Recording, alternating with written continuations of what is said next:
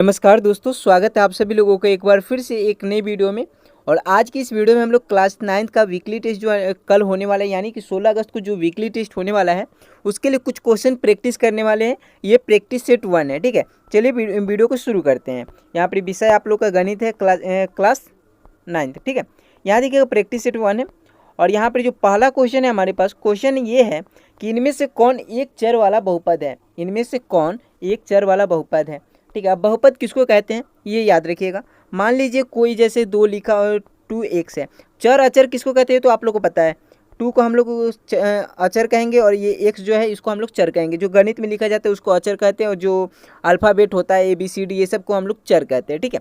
यहाँ पर बोल रहे हैं इनमें से कौन एक चर वाला बहुपद है। एक चर वाला बहुपद, ठीक है, मतलब एक चर, जैसे x एक चर हो गया, y एक चर हो गया, z एक चर हो गया, मतलब यहाँ पर क्या हो गया 3 चर हो गया, ठीक है। तो एक चर वाला बहुपद कौन है वो हमसे पूछा जा रहा है। तो यहाँ देख रहे हैं हम लोग 2x² प्लस 3x, मतलब यहाँ पर दोनों जगह x ही है, मतलब ये एक चर वाला बहुपद कहलाएगा। तो ऑप्शन बी हमारा यहाँ पर एक का ऑप्शन बी सही जवाब हो जाएगा, ठीक है। चलिए आगे बढ़ते हैं। अगला क्वेश्चन देखिएगा, 2 नंबर क्वेश्चन है, निम्न में कौन बहुपद है। अब बहुपद का मतलब आप लोग को समझ में आ रहा है कि जिसमें चर का घात, ये बात को याद रखिएगा, जिसमें चर का घात जो होता है वो ना ही ऋणात्मक हो सकता है और ना ही भिन्न में हो सकता है, ठीक है। ना ही भिन्न में हो सकता है और ना ही ऋणात्मक हो सकता है, उसको हम लोग बहुपद कहेंगे। चर का घात ना ऋणात्मक होना चाहिए और ना ही भिन्न में होना चाहिए। यहाँ पर देखिए, यहाँ पर एक चर है x, ठीक है, एक चर है, इसको रूट के अंदर किया गया है और रूट से जब बाहर निकालेंगे तो इसका घात क्या हो जाएगा 1/2 हो जाएगा। इसका जो घात है वो भिन्न में हो जा रहा है, तो ये हमारा बहुपद नहीं कहलाएगा। यहाँ देखिए, यहाँ पर भी एक चर x है जिसको रूट के अंदर किया गया, रूट के बाहर निकालेंगे उसका जो घात होगा 1/2 होगा, भिन्न में हो जाएगा, तो ये भी आपका नहीं होगा, ठीक है। यहाँ पर ही x प्लस √3 लिखा हुआ है। यहाँ पर जो चर है, चर का घात 1 है, ठीक है। हम लोग को अचर से मतलब नहीं है, चर का घात ना ही ऋणात्मक होना चाहिए और ना ही भिन्न में होना चाहिए। तो यहाँ पर हमारा ऑप्शन सी आपका सही जवाब हो जाएगा, ठीक है। चलिए आगे बढ़ते हैं। अगला क्वेश्चन देखिएगा, यहाँ देखिएगा 3 नंबर क्वेश्चन है, इनमें से कौन बहुपद नहीं है। अब कौन बहुपद नहीं है, बहुपद वो नहीं होगा जिसका जो चर का घात होगा वो ऋणात्मक हो सकता है या वो भिन्न में होगा, ठीक है, तो वो बहुपद नहीं कहलाएगा, ठीक है। यहाँ देखिएगा 4x² प्लस 3x प्लस 7, तो यहाँ पर जो चर है उसका घात जो है वो ऋणात्मक, ना ही ऋणात्मक और ना ही भिन्न में है, तो ये हमारा बहुपद कहलाएगा। यहाँ पर इतनी चर को देखेंगे हम लोग, ठीक है, हम लोग 2 को नहीं देखेंगे, हम लोग चर को देखेंगे। चर कौन है, y है, ठीक है, ठीक है, अल्फ़ाबेट को हम लोग चर बोलते हैं, ठीक है। यहाँ देखिए, यहाँ पर y जो है, y का पावर क्या है 2 है, ठीक है, घात क्या है 2 है, तो यहाँ पर इसका भी जो घात है वो ना ही ऋणात्मक और ना ही भिन्न में, तो ये भी हमारा बहुपद कहलाएगा। इसका घात देख लीजिए, यहाँ पर सबका घात कुछ ना कुछ है लेकिन ऋणात्मक, ना ही ऋणात्मक और ना ही भिन्न में, तो ये भी हमारा क्या कहलाएगा, बहुपद कहलाएगा। अब यहाँ देखिए y, तो यहाँ पर ये y ठीक है, लेकिन 2/y लिखा हुआ है, 2/y लिखा हुआ है। इसका मतलब क्या होगा कि ये y को जब हम लोग ऊपर लेकर आएंगे तो ये कुछ इस प्रकार से लिखाएगा 2 - 1, ठीक है। यहाँ पर इसका जो y का घात हो जाएगा वो क्या हो जाएगा, ऋणात्मक हो जाएगा। और बहुपद उसको हम लोग कहते हैं जिसका जो चर का घात होता है ना ही ऋणात्मक और होना चाहिए और ना ही भिन्न में होना चाहिए, तो ये हमारा बहुपद नहीं कहलाएगा। तो ऑप्शन डी आपका यहाँ पर सही जवाब हो जाएगा, ठीक है। चलिए आगे बढ़ते हैं। अगला क्वेश्चन देखिएगा, यहाँ पर 4 नंबर क्वेश्चन है, एक्स अक्ष और वाई अक्ष को काटने वाला बिंदु को कहते हैं। एक्स अक्ष और वाई अक्ष को काटने वाला इस बिंदु को हम लोग क्या कहते हैं, इसको बिंदु को हम लोग मूल बिंदु कहते हैं। क्या कहते हैं, मूल बिंदु कहते हैं। ऑप्शन सी आपका सही जवाब हो जाएगा, ठीक है। आगे बढ़ते हैं।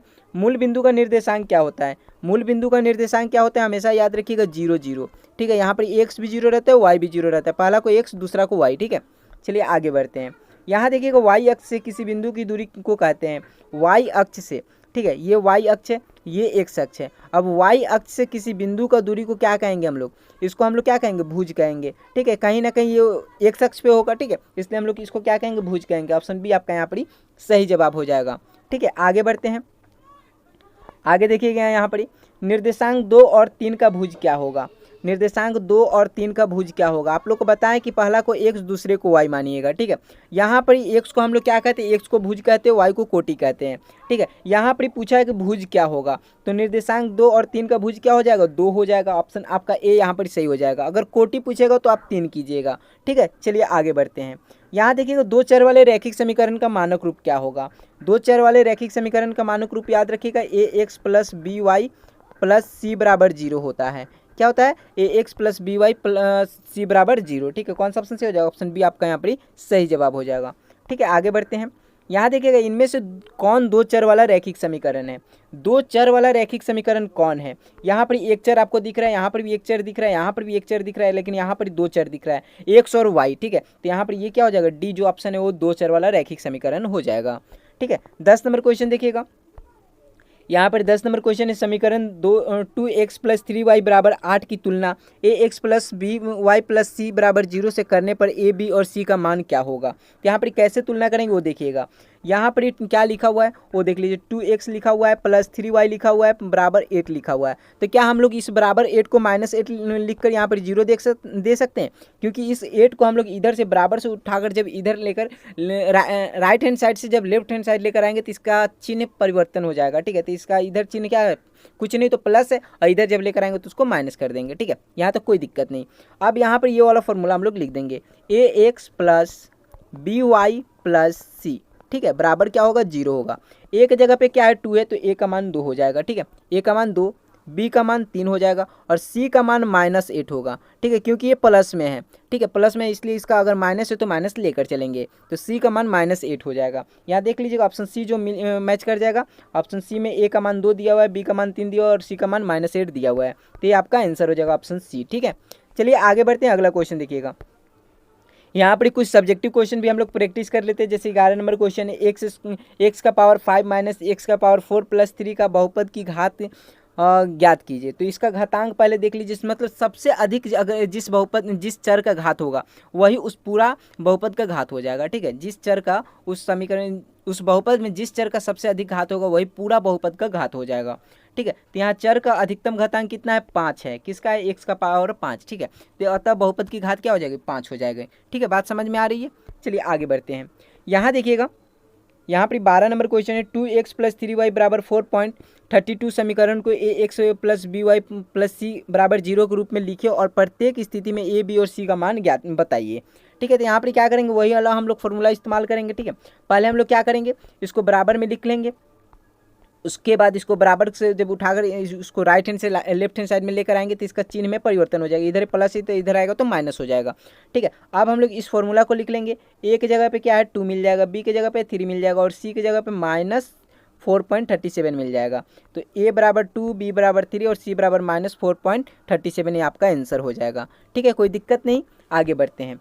यहाँ देखिएगा 13 नंबर क्वेश्चन है, x बराबर -1 पर बहुपद 5x - 4x² प्लस 3 का मान ज्ञात कीजिए। तो कैसे ज्ञात करेंगे वो देख लीजिएगा। x बराबर क्या हो जाएगा, -1। ठीक है, तो यहाँ पर क्या करेंगे, यहाँ पर जहाँ जहाँ x है वहाँ पर हम लोग क्या बैठा देंगे, वहाँ पर -1 को बैठा देंगे। ठीक है, तो यहाँ 1 सेकेंड, यहाँ पर x 5x है तो 5 -1 कर देंगे। ठीक है, 5 इंटू, और यहाँ पर x² है तो -1 का स्क्वायर कर देंगे, प्लस 3 कर लेंगे। ठीक है, -1 को जब 5 से गुना कीजिएगा तो -5 हो जाएगा। ठीक है, -4 इंटू जब -1 का स्क्वायर करेंगे, -1 को -1 से गुना करेंगे तो क्या मिलेगा, 1 मिलेगा। ठीक है, तो यहाँ पर 1 आ जाएगा, प्लस 3 हो जाएगा।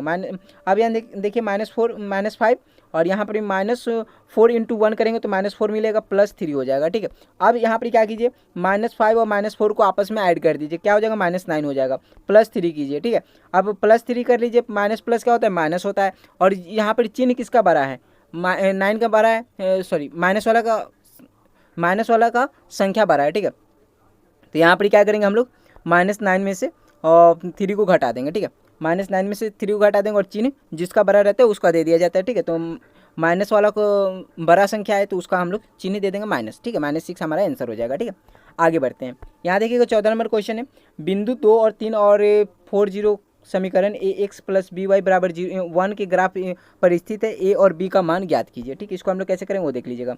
बिंदु 2, 3 और 40 समीकरण ax प्लस बी वाई बराबर 1 के ग्राफ पर स्थित है। तो कैसे हम लोग करेंगे, a की जगह पे क्या दिया हुआ है, a की जगह पे 2 दिया हुआ है, और b की जगह पे 1 सेकंड, a की जगह पे नहीं है, ये आपका x की जगह पे 2 दिया गया है और y की जगह पे 3 दिया हुआ है। यहाँ पर x की जगह पे 4 है और y की जगह पे 0 है। ठीक है, तो यहाँ पर क्या हो जाएगा, 2a हो जाएगा, 2a प्लस 3b बराबर 1 हो जाएगा। ठीक है, उसी प्रकार यहाँ देख लीजिए दूसरा समीकरण इससे बना लेंगे हम लोग, 4a प्लस 0b। ठीक है, 0b बराबर 1। अब 0 को b से जब गुना कीजिएगा तो क्या मिलेगा, 0 मिल जाएगा। ठीक है, तो वो खत्म हो जाएगा। ठीक है, समीकरण 2 से यहाँ पर समीकरण 2 लेकर चलेंगे, ये समीकरण 2 मान लेंगे। ठीक है, उसके बाद समीकरण 2 को जब लेकर चलेंगे तो 4a plus zero into B करेंगे, जीरो इंटू बी करेंगे तो क्या हो जाएगा, खत्म हो जाएगा, ठीक है, बराबर 1 हो जाएगा। अब 4a बराबर 1 मिलेगा हमको, तो a बराबर ये 4 जब इधर मल्टीप्लीकेशन में इधर जाएगा तो डिवाइड में हो जाएगा, ठीक है, तो 1/4 हो जाएगा, ठीक है। अब a का मान समीकरण 1 में रखने पर, जब a का मान समीकरण 1 में रखेंगे, समीकरण 1 कौन है, समीकरण 1 ये वाला है, ठीक है। a का मान हमको क्या है, 1/4 आया हुआ है, ठीक है। तो 2a + 3b बराबर 1, ये समीकरण 1 है, ठीक है। अब यहाँ पर a की जगह पे हम लोग क्या लिख देंगे, 1/4 लिख देंगे। तो ये 2 से हम लोग 4 को काट देंगे, कितना बार में, 2 बार में काट देंगे, ठीक है। तो यहाँ पर हमारे पास क्या आएगा, 1/2 आएगा, ठीक है, प्लस 3b बराबर 1। अब देखिए 1/2 + 3b बराबर 1। अब यहाँ पर हम लोग क्या करेंगे, ये 1/2 को हम लोग इधर लेकर जाएंगे, लेफ्ट हैंड साइड से इसको हम लोग राइट हैंड साइड की तरफ ले जाएंगे, तो इधर ये प्लस में, इधर जाएगा तो माइनस में, इसका चिन्ह कन्वर्ट हो जाएगा, ठीक है। इधर आया, इसका चिन्ह कन्वर्ट हो गया, ठीक है। अब क्या करेंगे, इसके नीचे कुछ नहीं तो 1 दे देंगे, और 1 और 2 को लसन निकालेंगे, 2 आ जाएगा हमारे पास, ठीक है। अब 1 से 2 को भाग करेंगे, 2 आएगा। अब 1 को 2 से गुना कर देंगे तो 2 मिल जाएगा, यहाँ से -1 कर लेंगे, ठीक है। 2 को 2 से भाग कीजिएगा, 1 मिलेगा, 1 को 1 से गुना कीजिए, 1 मिल जाएगा, ठीक है। अब यहाँ देखिए 2 में से 1 घटाइए, 1 मिल जाएगा, ठीक है। अब यहाँ पर 3b है इधर में, अब ये 3b के साथ 3 मल्टीप्लीकेशन में, तो इधर जाएगा तो डिवाइड में हो जाएगा, डिवाइड में ले जाइए 2 इंटू, अब नीचे में 2 पहले से है तो 2 इंटू 3 हो जाएगा, 2 इंटू 3 का हो जाएगा 1/6 हो जाएगा। तो ए का मान आपका क्या निकला, 1/4 निकला, और बी का मान 1/6, ठीक है।